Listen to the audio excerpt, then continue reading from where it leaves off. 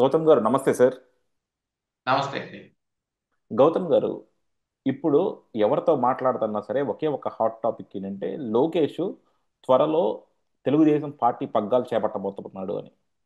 So అలాగే కొంతమంది అంటా ఉన్నారు కూడా లోకేష్ ఈ టర్మ్ అయ్యే లోపల ముఖ్యమంత్రి కూడా అవుతాడని. సరే, ముఖ్యమంత్రిది పక్కన పెట్టేద్దాం. లోకేష్ నిజంగా చంద్రబాబుని దాటుకొని పార్టీ పగ్గాలు పట్టుకున్నాడే అనుకుందాం. నిజంగా లోకేష్ కున్న పరిణితి, లేదంటే లోకేష్ కున్న నాయకత్వ లక్షణాలు చూస్తే తెలుగుదేశం పార్టీని చంద్రబాబు నాయుడు గారు నడిపినంత సమర్థవంతంగా నడపగలుగుతాడా? ఎందుకంటే ఇక్కడ మనం పక్కనే కేటీఆర్ని చూస్తా ఉన్నాం. మామూలుగా చూసుకుంటే మనం గత ఎలక్షన్లకు ముందు ప్రతి ఒక్కళ్ళు కూడా లోకేష్ని కేటీఆర్తో పోలుస్తా, లోకేష్కి అంత పరిణితి లేదు, కేటీఆర్ కొన్నంత చారం లేదు, కేటీఆర్ కొన్నంత నాలెడ్జ్ లేదు, కేటీఆర్ కొన్నంత పట్టు లేదు అని రకరకాలుగా చెప్తా ఉండేవాళ్ళు. కానీ అటువంటి కేటీఆర్ని కూడా క్యాడర్ యాక్సెప్ట్ చేయలేని పరిస్థితి కేసీఆర్ పొజిషన్లో. సో అటువంటప్పుడు ఇక్కడ లోకేష్ గారిని చంద్రబాబు గారి పొజిషన్లో ప్రజలు అలాగే ఆ పార్టీ వాళ్ళు మెయిన్గా యాక్సెప్ట్ చేయగలుగుతారంటారా? లోకేష్ గారికి ఉన్న లక్షణాలు ఏంటి అంత కన్విన్స్ చేయడానికి? హ్మ్. కేటీఆర్ యాక్చువల్ గా ఇప్పుడు అక్కడ ఇప్పుడు నడుస్తున్న దీని ప్రకారంగా అయితే ఇప్పుడు తెలుగుదేశం పార్టీకి వర్కింగ్ ప్రెసిడెంట్ గా లోకేష్ ని తీసుకొస్తారు. ఆ తర్వాత మరి ప్రెసిడెంట్ కూడా అవుతాడేమో అనేదే కదా వినికిడి. దాన్ని అవును. బట్టేగా ఇప్పుడు పార్టీలో పగ్గాలు ఆయన చేపడతాడంటుంది. ఉమ్. అక్కడ ఆల్రెడీ కేటీఆర్ మరి ఆ బీఆర్ఎస్ పార్టీకి వర్కింగ్ ప్రెసిడెంట్. ఇప్పుడు యాక్చువల్ గా కేటీఆర్ వర్కింగ్ ప్రెసిడెంట్ అయ్యే నాటికి కానీ లేకపోతే ఇప్పుడు లోకేష్ అవుతున్న ఈ టయానికి కానీ రెండింటికి చాలా వ్యత్యాసం ఉంది. ఇప్పుడు వాళ్ళు అధికారం కోల్పోయి కుదేలయ్యి మరి తెలంగాణలో బీఆర్ఎస్ పార్టీ ఏమవుద్దో తెలియదు అనే స్టేటస్ లో ఉంది. కానీ ఇక్కడ తెలుగుదేశం పార్టీ అలా లేదు, అధికారం సాధించింది. కాకపోతే కూటమిలో ఉన్నారు కాబట్టి అధికారికంగా లోకేష్ ఏమవుతాడు అంటే మీరు ఇందాక రెండో మాట అన్నారు చూడండి, లోకేష్ ఈ టర్మ్ లోనే సీఎం అవుతాడు అని. యాక్చువల్ గా అయితేనే ఎలా ఉంటుంది అనే దాని మీద కానీ అయితే ఏమవుతుంది అనే దాని మీద కానీ ఇప్పుడే ఊహాగానాలు అనవసరం అనుకోండి. ముందుగా అయితే జరగబోయేది పార్టీ వర్కింగ్ ప్రెసిడెంట్. ఆల్రెడీ ఇప్పుడు లోకేష్ ఆధ్వర్యంలోనే కదా మరి తెలుగుదేశం పార్టీ నడుస్తుంది. లాస్ట్ ఎలక్షన్స్ ఎలక్షన్ ముందు నుంచి మరి లోకేష్ హయాంలోనే మరి ఈ ఆయన ఆధ్వర్యంలోనే పార్టీ మొత్తం నడుస్తా ఉంది. అంటే బ్యాకప్ గా చంద్రబాబు నాయుడు గారు ఉన్నారు, కాదని అనటం లేదు కానీ బ్యాకప్ గా ఉన్నారు. మరి ఇప్పుడు ఈ ఈ సంవత్సరంలో అధికారంలోకి వచ్చిన ఈ సంవత్సరంలో కూడా పార్టీ మొత్తం లోకేష్ దీంతోనే నడుస్తా ఉంది, ఆయన ఐడియాలజీ తోటే నడుస్తా ఉంది. ఎక్కడ ఏం జరగాలన్నా లోకేషే. ఇప్పుడు పార్టీలో చంద్రబాబు నాయుడు గారు ఆ, ఏం లేదు. యాక్చువల్ గా చెప్పాలంటే ఆయన అధికారికంగా ఆయన ఉన్నాడు, ఆయన సీఎం, ఆయన దీంతో నడుస్తుంది.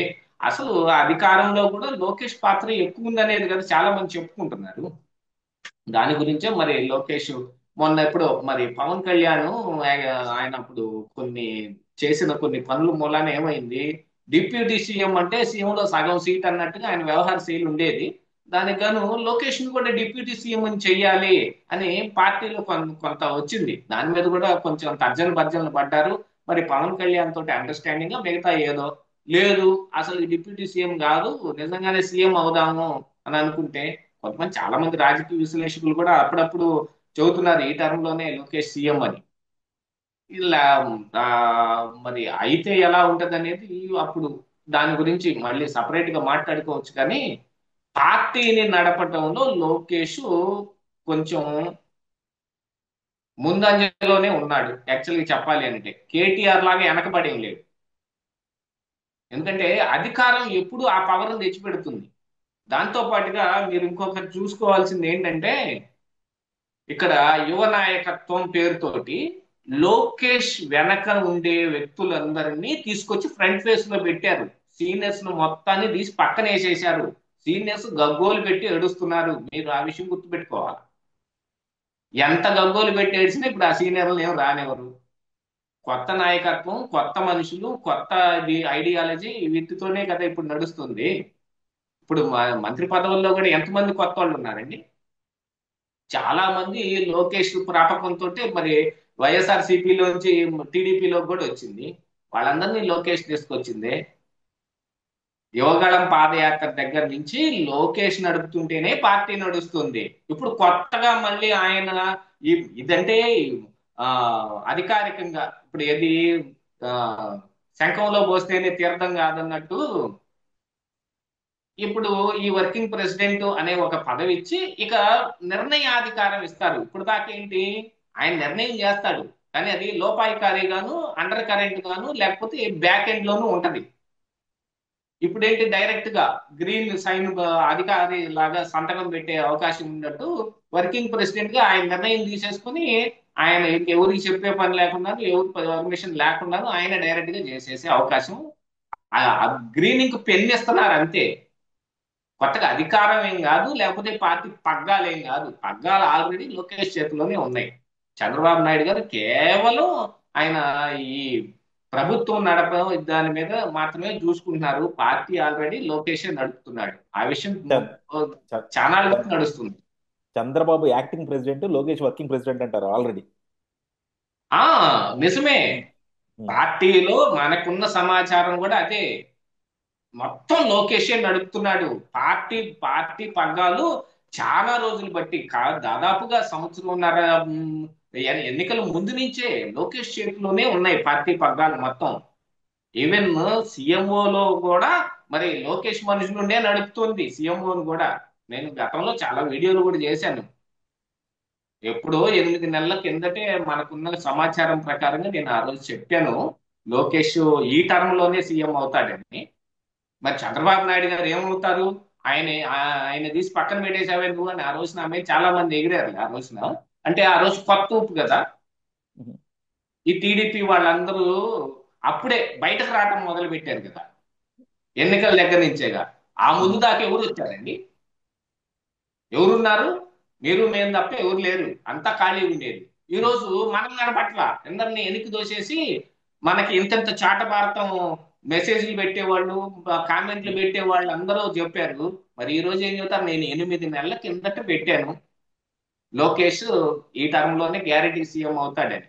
నాకున్న లెక్క ప్రకారంగా అవుతాడు కూడా. ఎందుకంటే అది కూడా యాక్చువల్ గా ఎంత తొందరగా అయితే అంత మంచిది అనేది నా అభిప్రాయం చెబుతున్నాను. ఎన్టీ రామారావు గారి దగ్గర నుంచి పార్టీ పగ్గాలు కానీ అధికారం కానీ నారా చంద్రబాబు నాయుడు గారు తీసుకున్నప్పుడు ఆయన ఏంటి ప్రూవ్ చేసుకోవడానికి ఎక్కువ సమయం దొరికింది. దాదాపు 3 ఏళ్ళు సమయం దొరికింది. అప్పుడు చంద్రబాబు నాయుడు గారి మార్కు కనపడింది. జన్మభూమి మార్క్ అనండి, మరి లేకపోతే కొత్తగా ఈ ఐటీ ఇండస్ట్రీస్ వీటి గురించి కానివ్వండి, వీటన్నిటిలో చంద్రబాబు నాయుడు గారు మార్పు చూపించారు కాబట్టి నెక్స్ట్ టర్మ్ ఆయన ఎలక్షన్స్ లో ఆయన డైరెక్ట్ గా గెలిచాడు. దానికి ముందు ఎన్టీ రామారావు గారి దగ్గర నుంచి తీసుకున్నదే కదా అధికారం. అలాగని ఇప్పుడు చంద్రబాబు నాయుడు గారి దగ్గర నుంచి లోకేష్ తీసుకున్నాడు అనుకోండి, ఈ 3 సంవత్సరాలు ఎంత తొందరగా వీలైతే అంత తొందరగా తీసుకుంటే ఈ 3 సంవత్సరాలు ఆయన ఏంటి చూపించవచ్చు. చంద్రబాబు నాయుడు గారిని మరిపిస్తున్నాడా లేదా అనేది కనపడిపోతుంది. ఖచ్చితంగా మరిపించే అవకాశాలే ఉన్నాయి. ఎందుకు, వెనకుండి నడిపిస్తాడు కదా మరి చంద్రబాబు నాయుడు గారు. ఆయనకి ఏమీ లేదు అనగానే ఆయనకి ఇంట్లో పడుకొని ఒక సలహా కూడా ఇవ్వకుండా ఏమి ఉండడు కదా. ఆయన వెనకుండి నడిపిస్తాడు. ఎంత తొందరగా వీలైతే అంత తొందరగా చేసి లోకేష్ కి ఎక్కువ టైం ఇచ్చారనుకోండి, నెక్స్ట్ ఎలక్షన్స్ లో లోకేష్ డైరెక్ట్ గా సీఎం క్యాండిడేట్ గా అనౌన్స్ అయ్యి ఆయన ఆయన చేతుల మీదుగా నడిపే అవకాశం కూడా ఉంటుంది. లోకేష్ అంటే ఏమిటో కనపడింది. ఎందుకంటే అటు జగన్మోహన్ రెడ్డి ఏంటో చూశారు కాబట్టి ఇటు లోకేష్ ఏంటో కూడా చూడాలి. చూస్తే అప్పుడు తెలుసుద్ది. ఈ మధ్యలో పవన్ కళ్యాణ్ ఏం చేస్తాడని కొంతమంది కింద కామెంట్ పెడతారు. ఈ పాటికే పవన్ కళ్యాణ్ ఏం చేస్తాడని, ఇది పవన్ కళ్యాణ్ సంగతి. కూటమి ఎంతకాలం ఉంటది? ఇప్పుడు కూటమితో సంబంధం లేకుండానే పవన్ కళ్యాణ్ చాలా నిర్ణయాలు తీసుకుంటుంటే అవి కూటమికే దెబ్బ తగులుతున్నాయి. ఉదాహరణకి థియేటర్ల మీద ఇదే, వాళ్ళ దగ్గర ఉన్న మంత్రి సినిమాటోగ్రఫీ శాఖ కందులు దుర్గేష్ దగ్గర ఉంది కదా అని ఆయన నిర్ణయం తీసుకొని ఆయన పార్టీని ఆయన చేస్తున్నాడు. యువతల ఈ పార్టీ తోటి ఈ కూటమి సభ్యులతోటి సంబంధం లేకుండా అది వాళ్ళకే దెబ్బ తెచ్చి పెడుతుంది. కూటమి ఉంటుందా ఉండదా అనేది తర్వాత సంగతి. 29 ఎలక్షన్స్ లో కూటమి ఉండుద్దో లేదో కూడా ఎవరికి తెలియదు. కాకపోతే లోకేష్ అయితే డైరెక్ట్ ఎలక్షన్కి వెళ్ళాలి కదా, ఉన్నా లేకపోయినా. దానికి ఏదో ముందుగానే సీఎం అని చేస్తే కనుక ఆయన ఏంటి, ఆయన మార్క్ ఏంటి అనేది చూపించుకునే అవకాశం కొంచెం ప్రొలాంగ్డ్గా ఎక్కువ సమయం ఇస్తే గనక లోకేష్ గ్యారంటీగా షైన్ అవుతాడని అనుకుంటున్నాను. డెఫినెట్గా. ఎందుకంటే మీరు అన్నట్టు చంద్రబాబు నాయుడు గారికి ఆ రోజు ఆయన సొంతగానే అన్నీ నేర్చుకోవాలి. కానీ లోకేష్కి ఆయన కుటుంబమే ఉంది. ఎందుకంటే కుటుంబంలో అంతా కూడా రాజకీయ నాయకులే ఉన్నారు. అలాగే ఆయన పెరిగింది కూడా రాజకీయ వాతావరణంలోనే. అలాగే ఆయన గురువుగా ఉన్నది కూడా ఎంతో రాజకీయ విజనరీ అని చెప్పుకుని చంద్రబాబు నాయుడు గారు. సో అవును. డెఫినెట్గా మిగతా వాళ్ళతో పోలిస్తే లోకేష్ గారికి ఆ అడ్వాంటేజెస్ ఉన్నాయి. బట్ ఏంటంటే తెలుగుదేశం క్యాడర్ చాలా క్రిటికల్గా ఉంటారు. కొంతమంది ఏదైనా సరే యాక్సెప్ట్ చేస్తారు, కానీ కొంతమంది చాలా రేషనల్గా ఉంటారు. సో వాళ్ళందరినీ చంద్రబాబు నాయుడు గారే కొంతమందిని కన్విన్స్ చేసుకోలేకపోయారు. కానీ లోకేష్ గారు ఉన్న స్కిల్స్కి, లోకేష్ గారు ఉన్న తన తత్వానికి, యాటిట్యూడ్కి మరి వీళ్ళందరూ మనసులు కూడా గెలుస్తారా లేదా అన్నది మాత్రం డెఫినెట్గా చూడాలి సార్. సో అది మాత్రం లోకేష్ గారికి ఒక అగ్ని పరీక్ష లాగానే ఉంటుంది. చూద్దాం ఎంత మటుకు అందులో విజయం సాధిస్తారు. బట్ అంటే అలాగే అ- ఇప్పుడు అ- అధికారం పగ్గాలు అన్ని కలిపి లోకేష్ దగ్గరకు వచ్చాయనుకోండి, ఉమ్, అది ఎంత తొందరగా వస్తే అంత మంచిది అనేది నా అభిప్రాయం. అదే. వచ్చాయనుకోండి, ఉమ్, ఆయన్ని ఒక సంవత్సరం క్రిటిసైజ్ చేయొచ్చేమో. ఉమ్, సంవత్సరం తర్వాత ఆయన ఉమ్, చేస్తున్న పని తీరేమిటి, ఆయన నడుపుతున్న తీరేమిటి అని కనపడిపోద్ది కదా. అప్పుడు అవును. వాళ్ళు మారతారు కదా. అదే. మారే ఉమ్, అవకాశం కూడా ఉంటుంది. అదే అదే. చిట్ట చివరి సంవత్సరం అనుకోండి, ఈ ఉమ్, క్రిటిసైజేషన్ తోటే మొత్తం టైం అంతా పోయింది, లోకేష్ చేసేది ఏం కనపడదు. అదే అందుకే అందుకని అంటున్నాను. లోకేష్ కూడా ఉమ్, ఆ రోజున నా ఎన్టీఆర్ దగ్గర నుంచి చంద్రబాబు గారు అధికారం తీసుకున్నప్పుడు ఎంత సమయం లభించిందో, ఇప్పుడు లోకేష్ కూడా అంత సమయం ఉందనుకోండి, నెక్స్ట్ ఆయనే సీఎం క్యాండిడేట్ గా ఎలక్షన్ కి వెళ్ళే అవకాశం ఉంది. అదే అంటున్నా. లోకేష్ కూడా కన్విన్స్ చేసుకునే టైం ఇవ్వాలి. అది. యా. చూద్దాం. ఎందుకంటే ఉమ్, లోకేష్ ఎమ్మెల్సీ అయ్యి ఫస్ట్ ఎప్పుడు 2014-19 మధ్యలో ఎమ్మెల్సీ అయ్యి మినిస్టర్ గా మెప్పించాడు. ఉమ్, మినిస్టర్ గా ఆయన మెప్పు పొందాడు. కాకపోతే ఉమ్, ఇప్పుడు ఈ ఆ, పప్పు పప్పు అని ఈ వీళ్ళు చేసిన గోలే తప్ప, ఆయన తెచ్చిన కంపెనీలు కానీ వాటిని కానీ ఈ రోజుకి యాక్సెప్ట్ చేసే వాళ్ళు చాలా మంది ఉన్నారుగా, టీడీపీ అవును. పార్టీలోనైనా కానీ బయట బయట అయినా కానీ. ఉమ్, అందుకని కొంత సమయం వచ్చింది. సీఎం గా కూడా మెప్పించగలుగుతాడేమో, అవకాశం అదే. ఇచ్చి చూస్తే.